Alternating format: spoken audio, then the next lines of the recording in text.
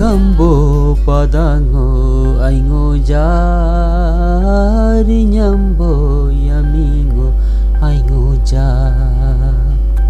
ये गीत बहुत पॉपुलर ट्रेडिशनल गीत है निशी ट्राइब का। गाना तो सुनते रहते हैं न्योकुम फेस्टिवल या किसी और प्रोग्राम में, लेकिन मीनिंग को मालूम नहीं था। एक दिन ईटानगर से जीरो जा रहा था, अचानक एक लेडी का पुतला देखा कपड़ा बनाते हुए। नज़दीक जाकर देखा तो पता चला ये तो वही ट्रेडिशनल गीत वाला लेडी है। इसमें लिखा है रेप्लिका एंड स्टैचू ऑफ तौलन एट पोटिन, और लेफ्ट साइड में देखने को मिलता है द लीजन ऑफ तौलन, और राइट साइड में लिखा है might of the iconic song रिकम्पादा। दैट मीन्स निशी ट्राइब्स लोग इन दोनों की नाम को लेकर ही गीत गाते हैं। चलो आगे बताता हूँ इनकी कहानी।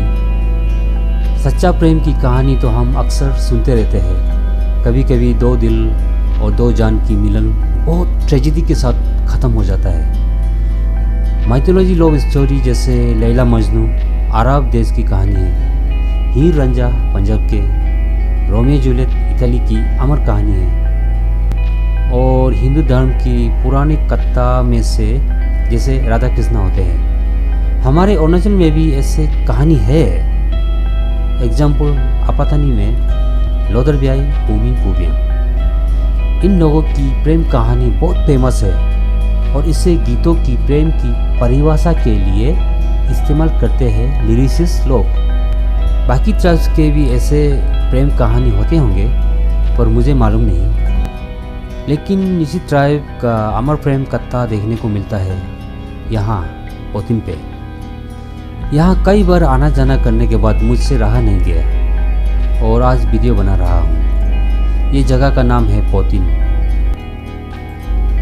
Itanagar to Ziro, Itanagar to Daporijo, Itanagar to करादादी कुरुंकुमे वगैरह जाते वक्त हम इस रोड को क्रॉस करके जाते हैं। यहाँ हम गाड़ी को रोककर चाय पानी खाना वगैरह खाते हैं।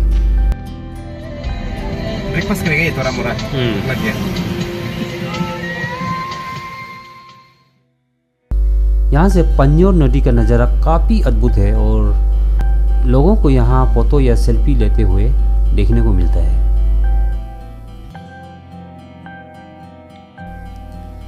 जैसे कि मैं बता रहा था, ये निशी ट्राइब्स का अमर प्रेम कहानी का एक रेप्लिका है, एक अमर प्रेम की कहानी के प्रतिरूप है। यहाँ पत्थर पर इसका पूरा कहानी लिखा हुआ है। इस लिखावट से पता चलता है कि रिखम पादा और रिन्याम यामी कौन है। इस लिखावट के हिसाब से रिखम पादा और रिन्याम यामी पति और पत्नी थे, एक दूसरे को बहुत प्रेम करते थे और तौलन में रहते थे। पर कहा जाता है कि ये जगह रहने के लिए इतना सुविधा नहीं होते थे। बहुत ही स्लोपी, बहुत खाई और हवा काफ़ी तेज होते थे, जैसे कि हम इस जगह को देखकर महसूस कर सकते हैं। हवा इतनी तेज चलते थे जिसकी वजह से रिन्याम यामी को काम करने में बहुत तकलीफ होते थे। रिन्याम यामी कपड़े बुनते थे और बुनाई के ऊपर वाला पार्ट को पोतम कहते हैं निशी लोग।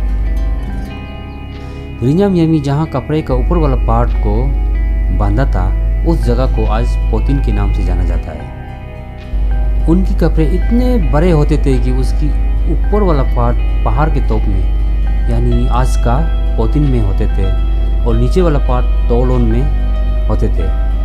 पर हवा की तेज से शायद वो ठीक से काम नहीं कर पाते थे। रिखम पादा अपनी पत्नी की इस परेशानी को देख बहुत दुखी थे। एक दिन रिखम पादा ने देखा कि पंजर नदी में एक बहुत सा बड़ा पत्थर पड़ा है। उसने सोचा कि क्यों ना इसको उठाकर उस जगह पर रखूं जहां से हवा आते हैं, ताकि हवा को रोक सके और हवा की समस्या हमेशा के लिए ख़त्म हो जाए।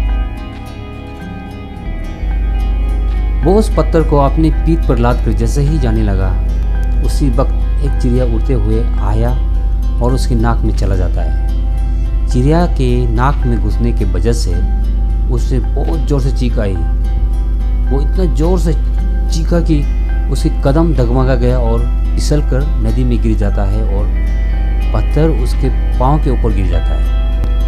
कहता है वो पत्थर से निकलने के लिए बहुत कोशिश करता है पर निकल नहीं पाता और वही दम तोड़ देता है। जब रिंजाम यामी को पता चलता है तो वो बहुत दुखी होती है और उसकी ज़िंदगी ख़त्म सा हो जाती है। पर जैसे तैसे वो अपने आप को काबू में रख लेती है और पूरी ज़िंदगी अपने पति की यादों में विलाप करती है।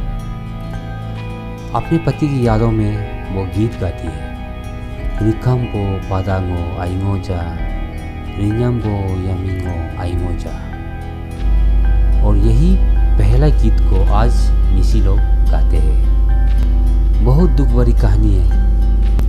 कहता है वो बड़ा वाला पत्थर आज दिखाई नहीं देता है। कहता है वो पानी में डूब गया है।